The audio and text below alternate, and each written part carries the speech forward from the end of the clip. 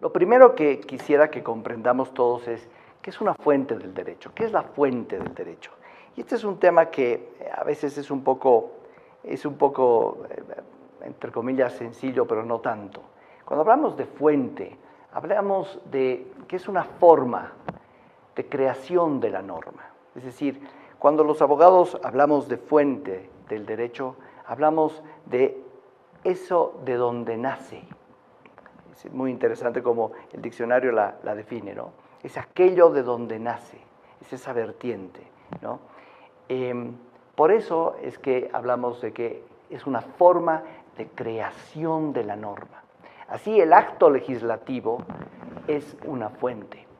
Una fuente del derecho es el acto legislativo. ¿Y qué es el acto legislativo?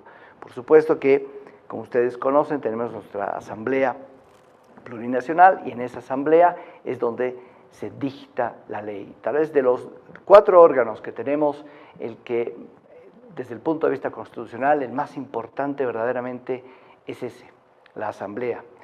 Es lo que antes era el Congreso. ¿Por qué? Ellos son quienes representan a nosotros, a los ciudadanos.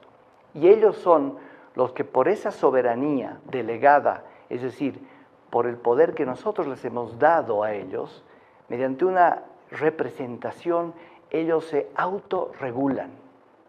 Es decir, el Estado, la comunidad políticamente organizada, nosotros, los ciudadanos, nos autorregulamos a través de nuestros representantes. Y esos representantes son como si fuéramos nosotros quienes definen cuáles van a ser las reglas del juego. Por eso el acto legislativo es una fuente del derecho, es una fuente de este conjunto de normas que regulan la actividad humana. También la fuente es la forma de manifestación de las normas.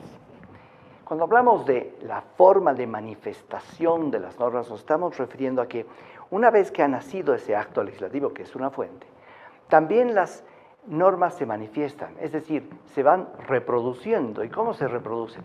A través de otras leyes, a través de reglamentaciones a esas leyes. Es decir, se trata de ese derecho a poder aplicar la ley, el derecho que todos tenemos de poder aplicar objetivamente la ley. Y a eso nos referimos con que la norma, ¿no es cierto?, la fuente es la forma en que se manifiesta esa ley, a través de sus reglamentos, que en Bolivia lo hacemos a través de decretos reglamentarios, de resoluciones ministeriales, en el caso de los impuestos, por ejemplo, a través de las famosas RNDs, que son las resoluciones nacionales de directorio, etc.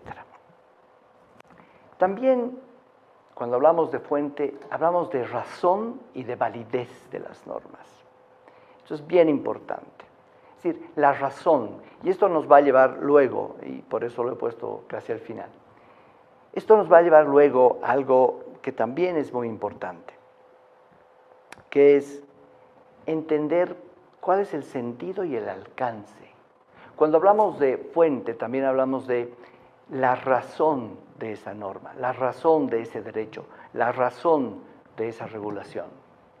Y cuando hablamos de validez de las normas, nos estamos dirigiendo fundamentalmente a si estas normas tienen vigor, si estas normas se aplican en la realidad, si se pueden aplicar, si no están teñidas de algún defecto, que a los abogados nos encanta decirle vicio, ¿no es cierto?, que pueda de alguna forma, de una u otra, afectarlas en su aplicación. Así, las normas superiores van a ser fuente de las normas inferiores.